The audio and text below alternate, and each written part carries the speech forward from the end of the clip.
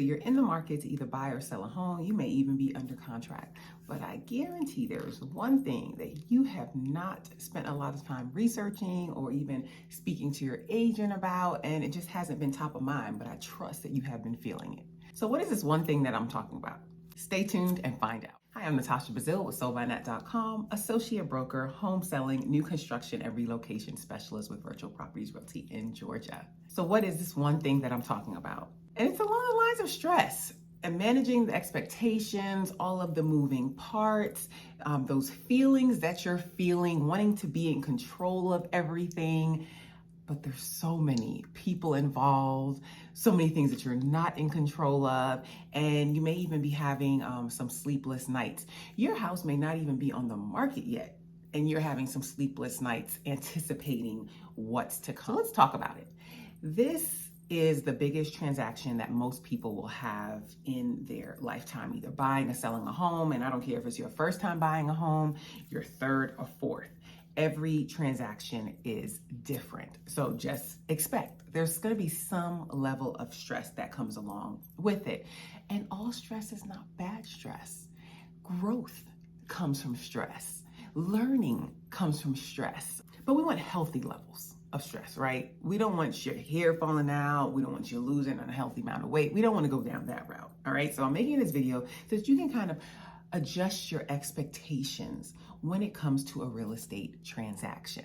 I tell my clients, I do not promise perfection, but I do promise you that if you stick with me, I will navigate you to the closing table, because things come up in real estate. I used to think that if everybody did exactly what they were supposed to do, or if I anticipated or had a crystal ball, like everything would be perfect. And I just came to realize that is unrealistic. There are so many people involved, so many moving parts. Things will come up. And when they do, I'm going to navigate you to the closing table. Your trusted real estate professional is going to navigate you to the closing table. So when things come up, when the shoe drops, do not take that as a sign of, oh, it's not meant to be. No, it's just real estate. It's just real estate. Something's going to come up at some point, all right? That's why you have your real estate professionals, your agent, your lenders. You guys are going to talk about it and you're going to game plan. That's also why I refer the professionals that I refer, because I know that we can put our heads together and come up with things. And when things come up, we know how to navigate it. I have worked with professionals or companies when things came up, they were just like, yeah, we can't get it done. Prime example, I was working with some buyers one time. They were going through this big name company already when they came to me, and the appraisal came in, I think it was $90,000 below asking price. Absolutely absurd. The appraiser was absolutely absurd. He refused to use any of the comps in the area. I mean, like the house next door that had the same floor plan. He said he did not agree with what was going on in the market. Yeah, I'll leave that there. But I was able to take those buyers to a different lender, one of my trusted real estate professionals. She was able to get that appraisal thrown out, which is not an easy feat because this was an FHA loan, got it thrown out and got them a new appraisal done. Value came in. We were good. So, you just have to know how to navigate it. The other thing I'm going to mention is that I'm working with some buyers and we got under contract, and they said to me, so are we good?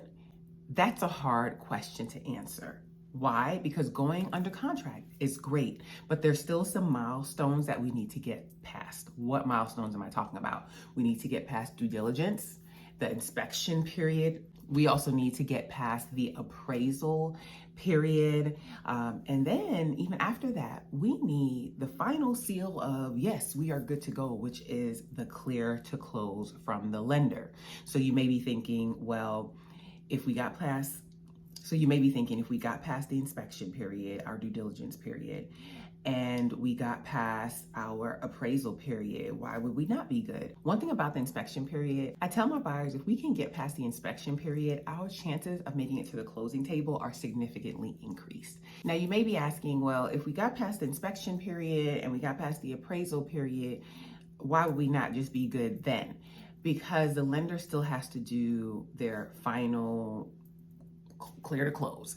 They're doing their final checks on employment. They're requesting maybe final documents, whatever. They're doing their final checks.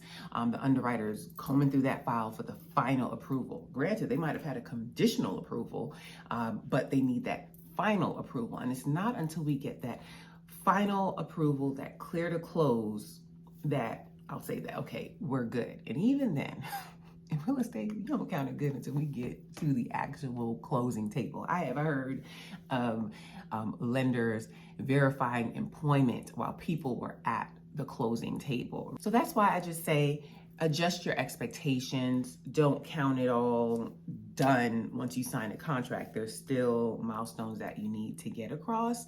And we get across milestones every day. People buy and sell houses every day. And just know that if maybe something came up with one contract and they maybe terminated at inspection, listen, the next buyer, it will work out. I've seen people maybe go through 4 buyers before it works out, but it will work out. Just make sure you have a trusted team. And the last thing that I'll say about this is factor in if you or the other party is also buying or selling a home.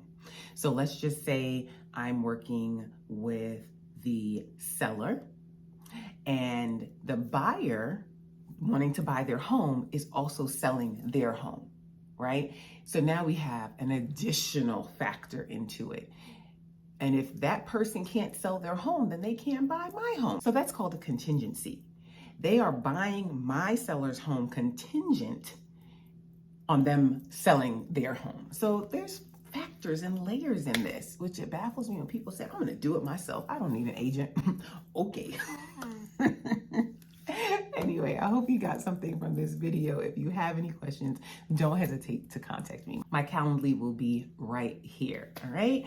Thank you for watching. Don't forget to check out the podcast. Have a positive, peaceful, and productive day.